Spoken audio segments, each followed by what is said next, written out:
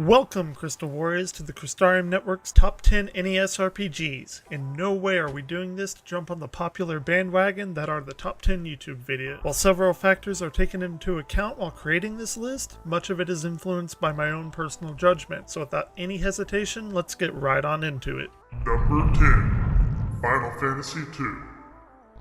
A truly underrated game. When mentioning Final Fantasy, this game almost never surfaces, which is a shame. Originally, Final Fantasy II was released in Japan only. It was developed by Squaresoft and released in 1988. It follows the superb Final Fantasy I game. Final Fantasy II introduced much of what we know about the Final Fantasy franchise today, such as Chocobos, Cid, the Evil Empire, and things like that. Perhaps most importantly, though, is that the game is a sequel to Final Fantasy, but in name only. This game is essentially completely different than Final Fantasy I, with the battle system and, more importantly, the narrative. This trend will continue throughout the series. The original game's leveling system was completely scrapped and replaced with a gradual leveling system, depending on how you approached battles. If you've ever played an Elder Scrolls game, it's something like that. I personally love the game, and I think it's a shame that it gets mentioned so little. The music is fantastic.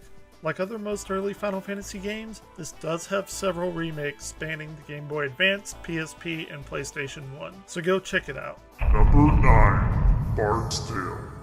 A very early computer role-playing game developed by Interplay Productions, A Bard's Tale didn't originate on the NES, but was ported after release. Bard's Tale does not resemble your typical console role-playing game due to it being developed for a personal computer. The game is nice, and the faux 3D is incredibly impressive for the time. The game has a heavy first-person dungeon scroll aspect. This definitely set the stage for many more of these first-person games to come. The game is quite text-heavy, which some may be turned off by, but there's no denying the polish that went into this game. You control up to 6 party members and they have particular classes, and you're adventuring through the world, just like your standard RPG fare. The story is almost as basic as you can get, featuring the ragtag group of adventurers to save the day, but again, it is executed very well. Number 8. Ultima 4. Quest of the Avatar. Ultima 4 was developed by Origin Systems, and like the previous entry, the game did not begin on the NES, but it was ported to it later. The graphics and music on the NES port were completely overhauled. Dialogue options were reduced and party composition went from 7 to 4. Those changes almost make the game look completely different than what it originally was. The game's battle system is more akin to what you might find in a pencil and paper RPG, with you moving around on a battlefield rather than being in a static combat view as seen in most JRPGs at the time. The game was the gold standard before a few other little titles that came along that you might have heard of. Fans are divided about which version of the game is the best, but I believe the NES version has its merits. If you're interested in a solid Western-based RPG, try this one out. Number 7. Dragon Warrior 3.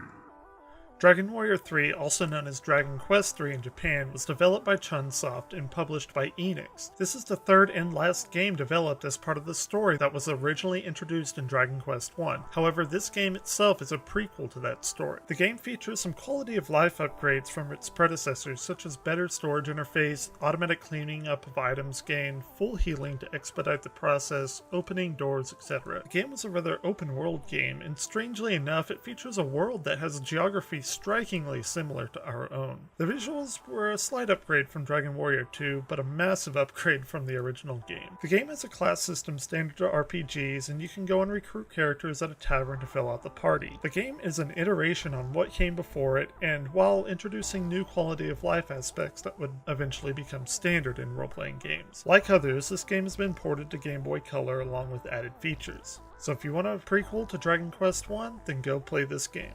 Number 6. Chrysalis.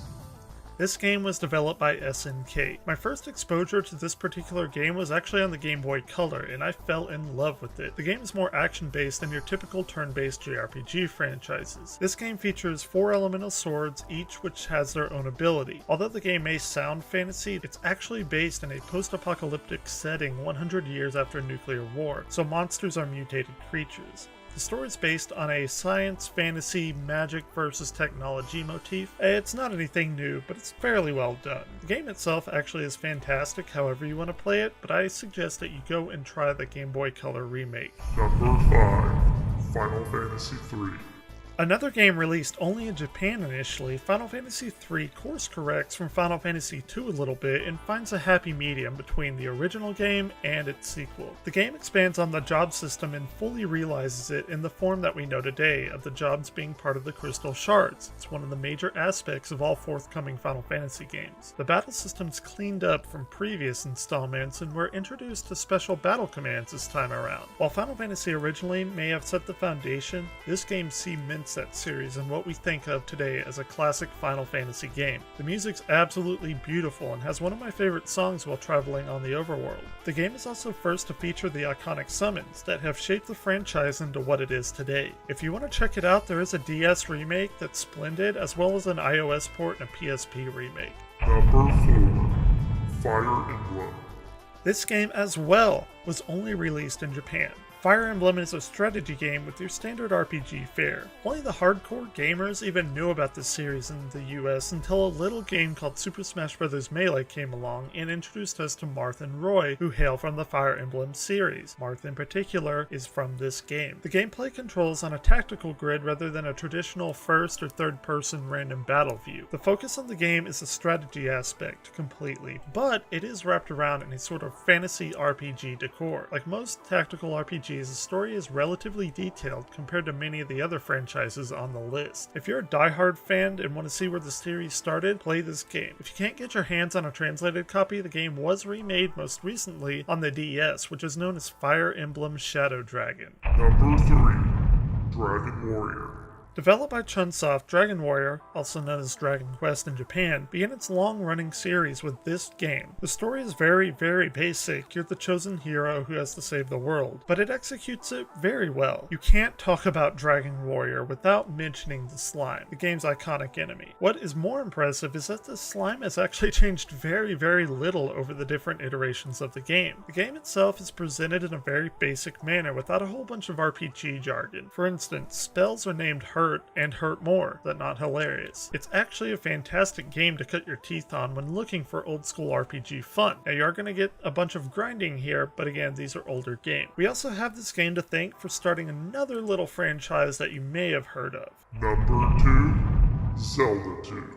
This is a divisive game to say the least, and many of you probably wouldn't rate it nearly as high on the list, or even put it on the list at all. But if you've seen the Crystarium's introduction video, you're gonna know that this game holds a very, very special place in my heart, as it was the first game I ever played, and it influenced my life quite a bit, however silly that sounds. Anyway, the game is a huge departure from the previous entry in the series, opting for a more side-scrolling, top-down hybrid approach. It was very unique. Until Zelda Breath of the Wild comes out, this game is going to be the most RPG-y, that's not a word, of the Zelda games. The game has a notorious difficult spike near the beginning of the game. However, it can be overcome, as it sports superb controls that feel perfect when controlling Link. The game music also has cemented itself as a mainstay, even showing up today in popular games such as Super Smash Bros.